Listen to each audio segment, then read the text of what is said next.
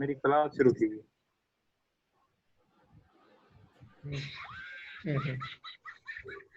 Students lecture number 3 start करते हैं। Structural mechanics के लेक्चर नंबर 1 और 2 में हमने कॉलम्स की बकलिंग कॉलम्स के लिए बकलिंग लोड हमने कैलकुलेट किया था।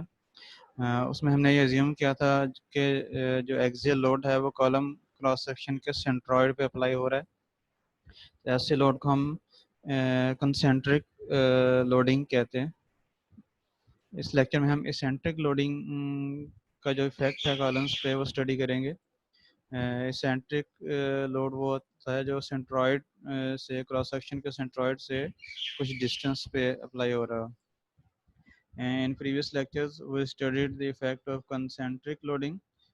Concentric loading is the load applied on centroid of column cross section. In this lecture we will study the buckling of column under eccentric loading. Eccentric loading is the load applied at a distance e from centroid of column cross section. Sir यहाँ पे आपको right side पे figure में भी नज़र आ रहा होगा, एक कॉलम के ऊपर जो ये कॉलम है, ठीक है, उसके ऊपर जो लोड है वो ये सेंट्रोइडल एक्सिस है कॉलम का, और लोड जो है एक डिस्टेंस के ऊपर अप्लाई हो रहा है।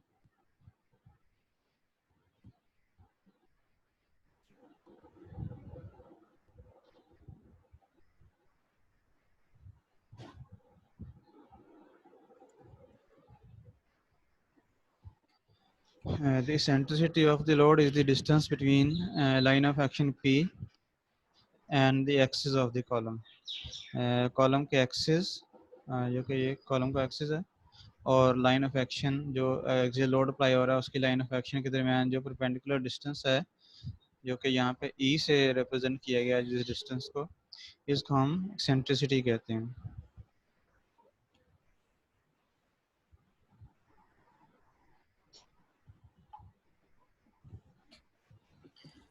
This loading on the column is statically equivalent to the axial load P and bending moment M. Bending moment is equal to PE shown in figure. इस फिगर को प्रीवियस स्लाइड वाली figure से compare करें तो यहाँ पे P और E का जो प्रोडक्ट है वो मोमेंट होगी, क्योंकि load multiply by moment arm जो है वो इस पॉइंट के ऊपर जो सेंट्रोइडल एक्सिस है वहाँ के ऊपर एक मोमेंट जो वो प्रोड्यूस हो रही होगी।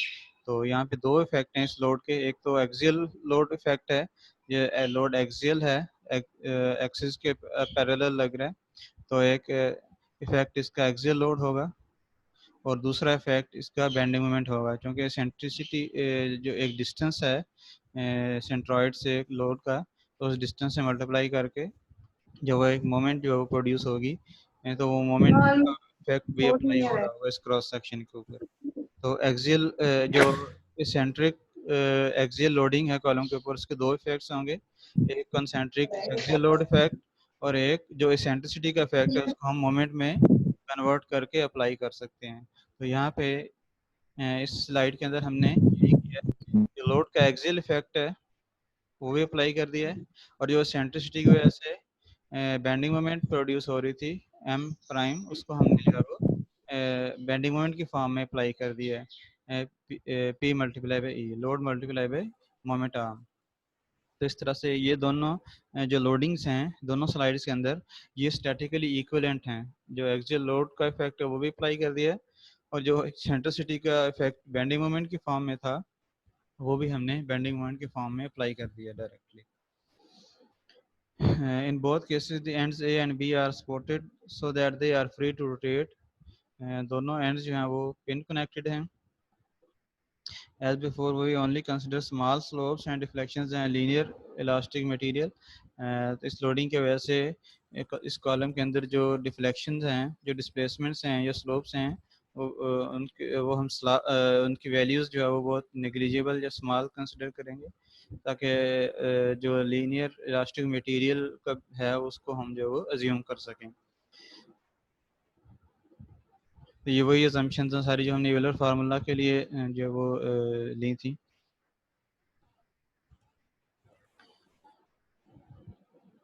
ओके, जिस तरह से हमने यूलर फार्मूला ड्राइव किया था इंटरनल फोर्सेस का फाइंड करने की जो प्रोसीजर है उसी प्रोसीजर को फॉलो करते हुए यहाँ पे भी हम जो है वो वही प्रोसीजर फॉलो करेंगे।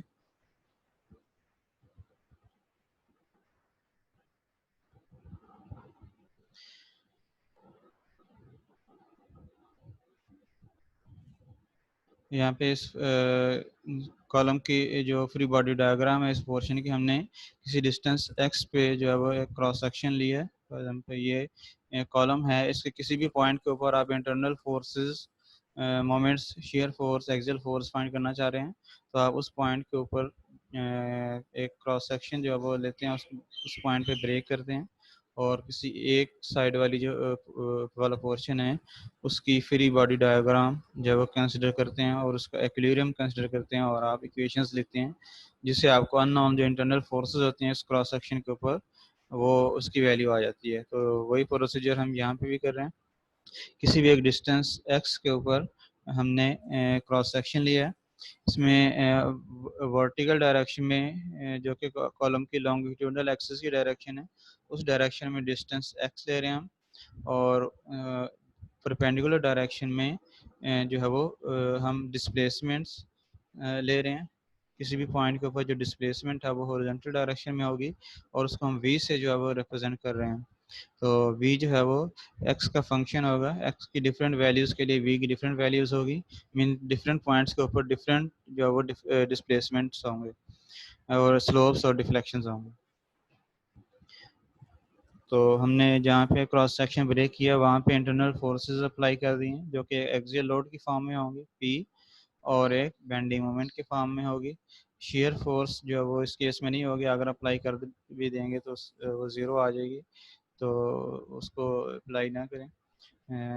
अब इस पोर्शन के लिए जब आप इक्वेशन ऑफ एक्विलिब्रियम जब वो लिखेंगे, मोमेंट एक्विलिब्रियम की equations mean sum of all the moments on this portion must be equal to zero, तो आपके पास जब ये इक्वेशन आ जाएगी, तीन मोमेंट्स अप्लाई हो रही हैं, इस लोड की moment P multiply by E और इस लोड की moment P multiply by V और third one is moment M। तो ये तीन मोमेंट्स अप्लाई हो रही हैं, तीनों का सम जीरो का इक्वल होना चाहिए। इस इक्वेशन से हम जो है वो M की वैल्यू फाइंड कर सकते सर किस पॉइंट पे मूवमेंट लिया है सर? हैं। ये जहाँ पे हमने ब्रेक किया है, जिस सेक्शन पे ब्रेक किया है हमने, वहाँ पे जो ओरिजिनल पोजीशन थी लॉन्गिट्यूडनल एक्सिस की वहाँ पे, इस पॉइंट के ऊपर, ठीक है। ये डिफ्लेक्टेड शेप है और ये ओरिजिनल शेप है जो डिफ्लेक्शन से पहले है। इस पॉइंट के ऊपर हम जो है वो सारी फोर मोमेंट्स ले रहे हैं, जहाँ पे आपको ये रेड नज़र आ रहा है, इस पॉइंट के ऊपर मोमेंट्स ले रहे हैं, ठीक है। ठीक है सर। ये आपके पास जो है वो मोमेंट की इक्वेशन आ गई। उसके बाद हमने जो डिफरेंशियल इक्वेशन पढ़ी हुई है इलास्टिक कर्व की, जो ये डिफ्लेक्टेड शेप है जो आपको डार्क लाइन से नज़र आ रही है, इस डिफ्लेक्टेड शेप की जो इक्वेशन है डिफरेंशियल इक्वेशन वो हमने स्टडी की हुई है, E I D square V over D X square equal to M, ठीक है। तो एम की वैल्यू को हम उसकी जो इक्वेशन है उससे रिप्लेस कर देते हैं, उसके बाद उसको रीअरेंज करके हमने इस फॉर्म में लिखा है। अब ये डिफरेंशियल इक्वेशन है, इस इक्वेशन का जनरल सोल्यूशन है वो हमारे पास जो वो इस फॉर्म में होगा, इक्वेशन नंबर 1 जो आपको नज़र आ रही है। इस इक्वेशन को अगर आप सॉल्व करेंगे, इसमें बेसिकली v जो है वो अननोन वेरिएबल है जिसकी वैल्यू हम जो फाइंड करना चाह रहे हैं। तो v की जो इक्वेशन आ जाएगी हमारे पास, ये सोल्यूशन है इस इक्वेशन का। ओके, इसके अंदर अब हमारे पास जो कि दो दफ़ा हम इसको इंटीग्रेट करेंगे, तब आपके पास v आएगा यहाँ पे डी स्क्वायर वी की जगह। तो दो दफ़ा जब इंटीग्रेट करेंगे तो दो कॉन्स्टेंट्स ऑफ इंटीग्रेशन आ जाएंगे c1 और c2। Constants of integration find करने के लिए आपको पता है कि हम बाउंड्री कंडीशंस यूज़ करते हैं। बाउंड्री कंडीशंस इस केस में वही होंगी जो हमने कंसेंट्रिक लोड के केस में ईलर फार्मूला ड्राइव करने के लिए यूज़ की थी। कौन कौन से बाउंड्री कंडीशंस अवेलेबल हैं टॉप एंड के ऊपर? यहाँ पे जब x की वैल्यू 0 है तो v की वैल्यू 0, क्योंकि यहाँ पे ये पिन कनेक्टेड है तो यहाँ पे डिस्प्लेसमेंट पॉसिबल नहीं है। तो हमारे पास एक बाउंड्री कंडीशन ये है x is equal to 0 and v is equal to 0। जब ये हम बाउंड्री कंडीशन पुट करेंगे इस इक्वेशन के अंदर, इक्वेशन नंबर 1 के अंदर, मींस v 0 पुट करेंगे और x 0 पुट करेंगे तो आपके पास जो है वो c2 की वैल्यू आ जाएगी e, c2 will be equal to e। और जो दूसरी बाउंड्री कंडीशन है at x is equal to l, v is equal to 0। अब x is equal to l जो है वो, इसका मतलब यह है कि हम बॉटम एंड के ऊपर जो है वो वैल्यू फाइंड कर रहे हैं। बॉटम एंड जब भी पिन कनेक्टेड है तो यहाँ पे भी डिस्प्लेसमेंट 0 होगी, मीन्स v 0 मीन्स x की जो वैल्यू l होगी तो v की वैल्यू 0 होगी। ये बाउंड्री कंडीशन उसी इक्वेशन के अंदर हम पुट करेंगे। c2 की वैल्यू e पुट कर दी हमने और v की वैल्यू 0 पुट कर दी, x की वैल्यू l पुट कर दी। आपके पास जो c1 की वैल्यू आ जाएगी। इसमें जो c1 इसमें जो टर्म्स हैं उनको थोड़ा सा रीअरेंज करके लिख लें ट्रिग्नोमेट्री के रूल्स यूज़ करते हुए। यहाँ पे ट्रिग्नोमेट्री के जो रूल्स यूज़ किए गए हैं, 1 minus cos theta is equal to sine square theta by 2। ये अगर थीटा है टोटल ब्रैकेट के अंदर वाली टर्म, तो ये आपके पास इस टर्म को ऊपर वाली टर्म जो ब्रैकेट के अंदर है टोटल, इसको आप इस तरह से लिख सकते हैं 2 साइन स्क्वायर थीटा बाई 2। और जो नीचे वाली टर्म है sine theta is equal to 2 sine theta by 2 cos theta by 2। तो नीचे वाली टर्म को इस फार्मूले के अकॉर्डिंग हमने रिप्लेस कर दिया।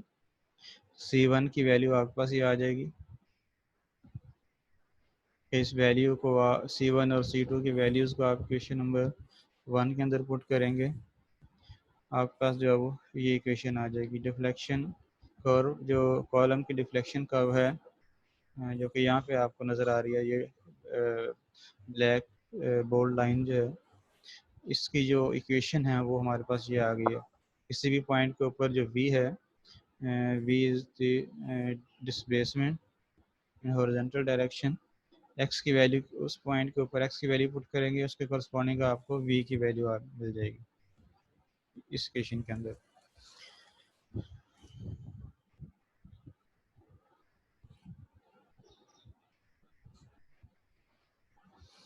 उसके बाद मैक्सिमम डिफ्लेक्शन हमने जो वो फाइंड करनी है।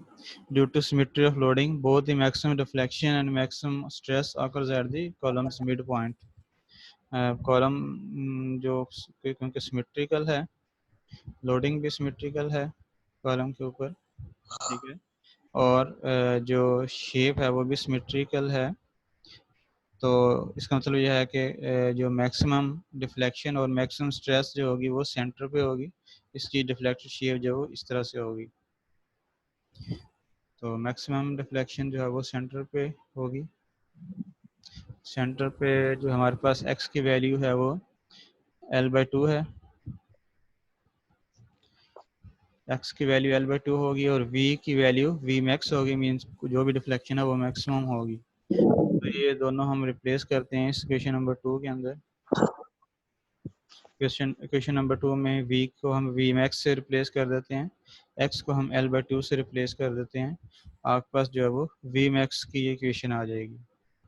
तो एक्सेंट्रिक लोडिंग अगर अप्लाई हो रही है किसी भी कॉलम के ऊपर, उसकी जो मैक्सिमम डिफ्लेक्शन है वो फाइंड करने के लिए आप जो है आपके पास ये इक्वेशन आ गई है, equation number 3।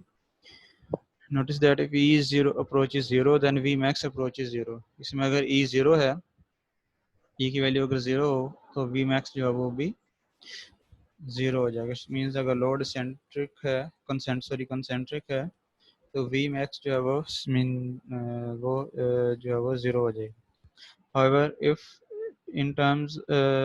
the terms in bracket approaches infinity as e approaches 0, then v max will have a non-zero value। लेकिन अगर एक ही टाइम पे ये ब्रैकेट के अंदर वाली टर्म जो है वो इन्फिनिटी को अप्रोच कर रही हो और e की वैल्यू 0 को अप्रोच कर रही हो, तो इसका जो प्रोडक्ट है वो एक नॉन जीरो वैल्यू होगी। Mathematically, this would represent the behavior of an axially loaded column at failure when subjected to critical load। Basically जो दूसरी कंडीशन मैंने पढ़ी है कि ब्रैकेट के अंदर वाली टर्म जो है वो इन्फिनिटी को अप्रोच कर रही हो और ई ज़ीरो को अप्रोच कर रही हो, ये उसी कंडीशन को जो रिप्रेजेंट कर रही है जो हमने फर्स्ट 2 लेक्चर्स के अंदर पढ़ी थी कंसेंट्रिक कॉलम के लिए, इसमें हमने यूलर फार्मूला जो है वो ड्राइव किया था।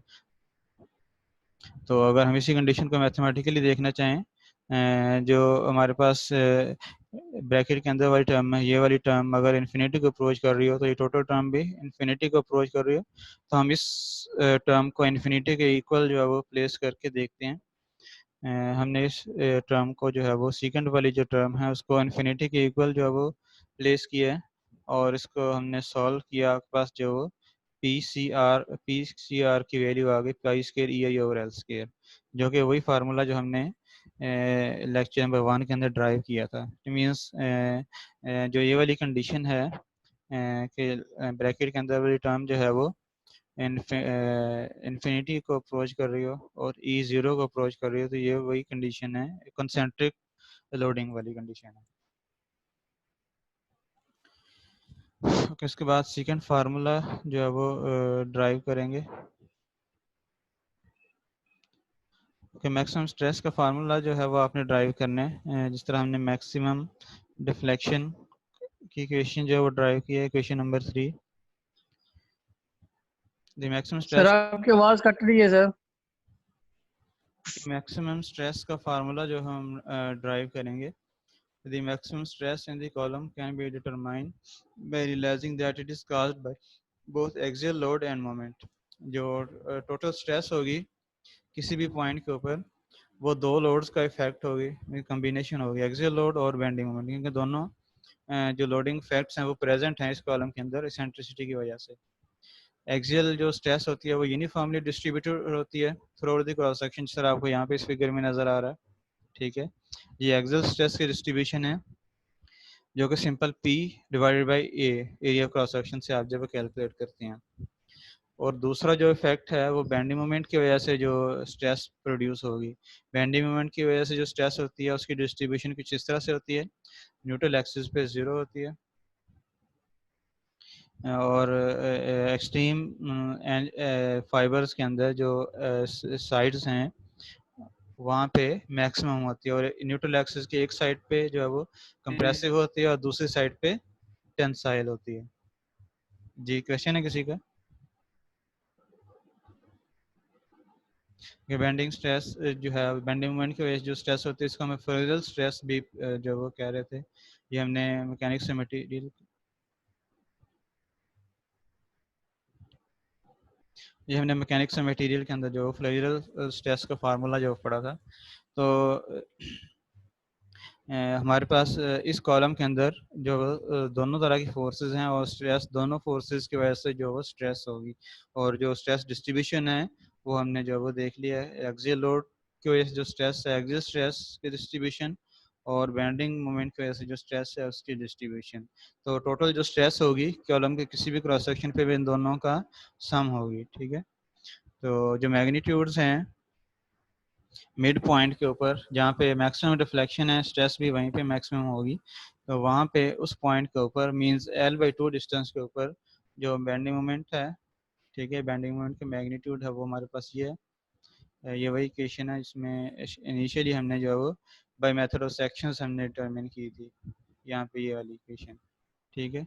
इसके अंदर v को हम रिप्लेस कर दें, जब एल एक्स जो x की वैल्यू L/2 है तो v की वैल्यू v max है, तो हमने v max से जो रिप्लेस कर दिया इस इक्वेशन को, ये v max से रिप्लेस कर दिया हमने। हम जब सिर्फ मैग्नीट्यूड ले रहे हैं तो माइनस का साइन जो था वो इग्नोर कर दिया, इसका मॉड ले लिया। अब v max जो है वो v max का जो फार्मूला है ये वाला, ये हमने जो पुट कर दिया यहाँ पे, तो आपके पास बेंडिंग मोमेंट का ये फार्मूला आ जाएगा। मीन में मिड पॉइंट पे जो बेंडिंग मोमेंट है वो आपके पास ये उसका फार्मूला ये है। जो टोटल स्ट्रेस है किसी भी सेक्शन पे वो हम दोनों स्ट्रेस का जो सम है उससे कैलकुलेट करेंगे। जो एक्सियल स्ट्रेस होती है वो P/A से हम कैलकुलेट करते हैं, ठीक है, ये axial stress is equal to P/A, और जो बेंडिंग स्ट्रेस होती है वो MC/I से। मैक्सिमम जो स्ट्रेस है वो जो साइड्स पे होती है, ठीक है, वो MC/I, इसमें C जो है वो सेंट्रॉइड से उस पॉइंट तक का डिस्टेंस होता है, जो एक्सट्रीम फाइबर है, एक्सट्रीम जो लेयर है वहाँ तक का डिस्टेंस, ये सी है हमारे पास। तो ये आपके पास क्लोजर फार्मूला था जो हमने मैकेनिक्स मटेरियल में पढ़ा था, जो कि बेंडिंग स्ट्रेस कैलकुलेट करने के लिए है। तो जो टोटल स्ट्रेस है वो दोनों स्ट्रेसेस का सम होगी, और सिग्मा मैक्स के जो इसमें एम की वैल्यू अगर आप इस सब्सटीट्यूट कर दें ये वाली इक्वेशन, तो आपके पास सिग्मा मैक्स की ये इक्वेशन आ जाएगी। ठीक है, और जो रिजल्टेंट स्ट्रेस होगी वो उसकी डिस्ट्रीब्यूशन इस तरह से होगी। अब एक्सियल स्ट्रेस तो टोटल क्रॉस सेक्शन पे कंप्रेसिव ही है और यूनिफॉर्म है, लेकिन बेंडिंग स्ट्रेस जो है वो वेरी कर रही है, और एक साइड पे न्यूट्रल एक्सिस के या सेंट्रॉइड के एक साइड पे टेंसाइल है तो कंप्रेसिव है, और इस साइड पे जो है एक साइड पे टेंसाइल होगी। तो जहाँ पे कंप्रेसिव स्ट्रेस है वहाँ पे ये कंप्रेसिव एक्सियल स्ट्रेस के साथ ऐड होके इंक्रीज हो जाएगी, मैग्नीट्यूड इंक्रीज हो जाएगा, प्लस ये माइनस माइनस जो है वो ऐड हो जाएंगे।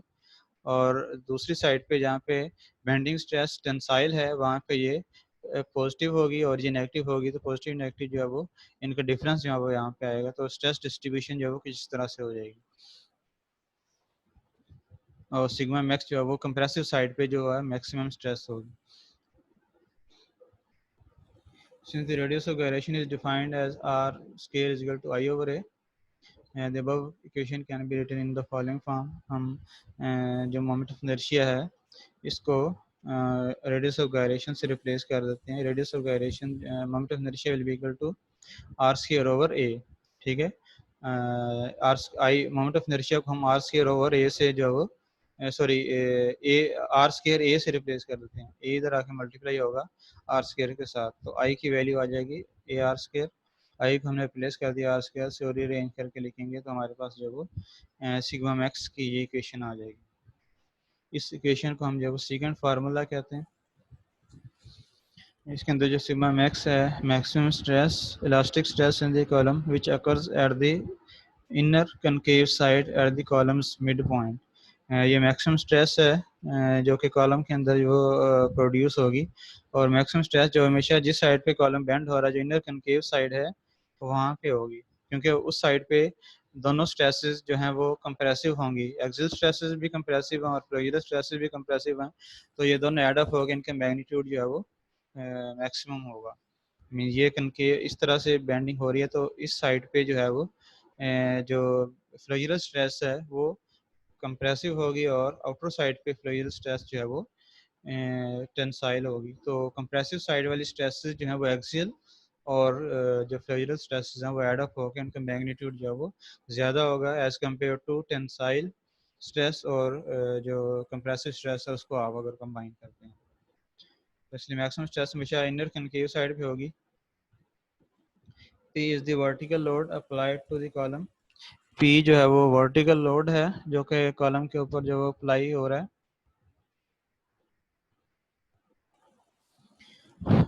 P जो है वो हमेशा PCR से जो है वो कम होगा। जब लोड जो है वो आप इसेंट्रिक लोडिंग अप्लाई करते हैं, तो इसेंट्रिक लोडिंग के केस में कॉलम की कैपेसिटी हमेशा कंसेंट्रिक लोडिंग के केस से जो है वो कम होगी। अगर ई ज़ीरो है तो पी हमने देखा था प्रीवियसली कि ई जो है वो ज़ीरो है, तो हमारे पास पी जो है पी सी आर के इक्वल था। मीन्स अगर सेंट्रिसिटी ज़ीरो है, सेंट्रिसिटी ज़ीरो होने का मतलब ये है कि लोड जो है वो कंसेंट्रिक है, तो उस केस में ये वही केस बन जाएगा जो हमने फर्स्ट लेक्चर के अंदर जो है वो स्टडी किया था। तो पी जो है पी सी आर के इक्वल हो जाएगा अगर तो ई ज़ीरो है। अगर ई की कुछ वैल्यू है ज़ीरो से ज़्यादा है तो पी हमेशा पी सी आर से जो कम होगा। मीन्स यहाँ इस केस में जो लोडिंग है वो यूलर लोडिंग से कम होगी। Centricity of the, is the centricity of load made from the centroidal axis of the column's cross sectional area with the line of action of P। इसमें E जो है वो eccentricity है जो कि हम कॉलम का जो सेंट्रोइडल एक्सिस है वहाँ से लाइन ऑफ एक्शन तक का जो परपेंडिकुलर डिस्टेंस है इसको हम जो इसेंट्रिसिटी कहेंगे, और इसको E से रिप्रेजेंट करते हैं। C is the distance from centroidal axis to the outer fiber of the column where maximum compressive stress sigma max occurs। C जो है वो centroidal axis से centroid से extreme fiber जो extreme layer है वहाँ तक का distance है, एक cross sectional area है, and unspotted length है। Unspotted length in the plane of bending, जिस एक्सिस के अबाउट जो वो बेंडिंग हो रही है, बकलिंग हो रही है, उस एक्सिस के रेफरेंस से जो अनसपोर्टेड लेंथ है वो एल है। इसको हम जो वो इस तरह हमने यूलर फार्मूला के अंदर इफेक्टिव लेंथ से रिप्रेजेंट किया था, जो कि डिफरेंट एंड कंडीशंस को रिप्रेजेंट कर रही थी इफेक्टिव लेंथ। तो यहाँ पे भी हम लेंथ को, अनसपोर्टेड लेंथ को जो इफेक्टिव लेंथ से रिप्लेस करेंगे, जो कि अदर एंड कंडीशंस को भी रिप्रेजेंट कर रही होगी। बाकी मॉडल्स ऑफ इलास्टिसिटी और रेडियस ऑफ गायरेशन है। तो इस तरह से ये फार्मूला जो है आप यूज़ करेंगे ऐसे कॉलम्स के लिए जो एक्सेंट्रिकली लोडेड हों। जो कंसेंट्रिकली लोडेड कॉलम होते हैं उसको हम जो यूलर फार्मूला से जो कैलकुलेट करते हैं। फिर उसके बाद लेक्चर नंबर, इस लेक्चर के अंदर कोई क्वेश्चन है आपका तो पूछ लें।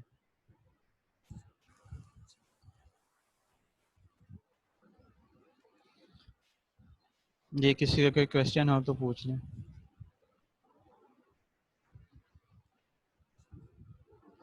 ओके, नेक्स्ट लेक्चर हम स्टार्ट करते हैं, उसके लिए हम दूसरा सेशन स्टार्ट करेंगे और उसके बाद मैं लिंक आपको भी सेंड कर देता हूँ। इसको मैं स्टॉप कर रहा हूँ।